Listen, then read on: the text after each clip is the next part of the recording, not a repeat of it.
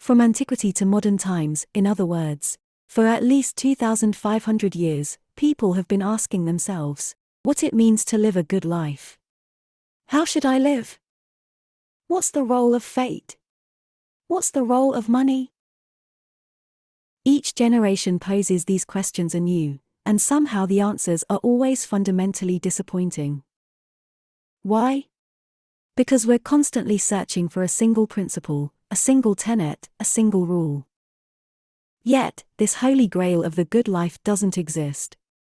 We are living in a far complicated world to summarize in one big idea. But the author Rolf Dobelli claims that his toolkit can give a fighting chance to live a good life. The fine art of correction. Imagine that you are sitting on a plane from New York to London. In your estimation, how much of the time is the airplane sticking to the flight path? 90% of the time, 80% or maybe 60%? The correct answer is never. The autopilot constantly calculates and readjusts the plane position. Like a plane, our life is also exposed to constant turbulence.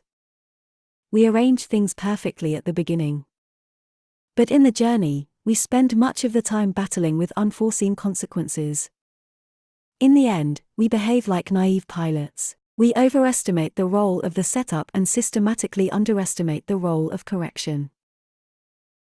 Or let's take relationships. Anyone knows that without ongoing fine-tuning and repairs, relationship does not work. All partnerships have to be consistently nurtured. There are countless examples in every sphere of life. But what is the bottom line? The most common misunderstanding is that the good life is a stable state or condition. Wrong. The good life is only achieved through constant readjustment. If you want to do something, begin with one setup and then constantly adjust it. The focusing illusion. Let's say you are living in New York and it is winter. It is freezing outside. Question: how much happier would you be if you lived in Miami Beach? Probably you would be much happier. Since you are focusing on a particular aspect of your life more narrowly, you think this is more critical than it is. It is called focusing illusion. Nothing in life is as important as you think it is while you are thinking about it, Daniel Kahneman explains. Overcoming this illusion can be a key to achieving a good life. When comparing things such as cars, holiday destinations, you tend to focus on one aspect particularly closely, neglecting the 100 other factors. How often have you asked yourself how much better life would be if you had a different job, lived in a different location, had a different house, or had a different haircut? Okay, it would be a little different. But now you know that the effect of a change is considerably less than you might think.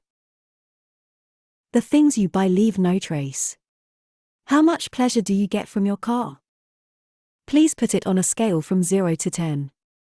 If you don't own a car, do the same for your house, flat, laptop, or anything like that. Of course, the most luxurious the car, house, flat, laptop, the more pleasure it gave the owner. Now, let's ask a slightly different question. How happy were you during your last car trip? The researchers posed this question too. The result? No correlation. You have probably experienced this in your life several times. How can this be? Easy. The first question makes you think about the car, while the second question makes you think about entirely different things. A phone call during the journey, a situation at work, a traffic jam, the idiotic driver in front. Simply put, a car makes you happy when you're thinking about it but not when you're driving it.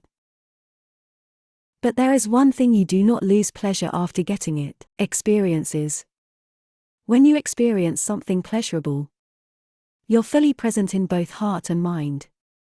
So, investing more in experiences than physical objects is a more valuable thing for a good life. Of course, some experiences require deep pockets. But if you have got money, it is guaranteed that a world tour is a better investment than a luxurious car.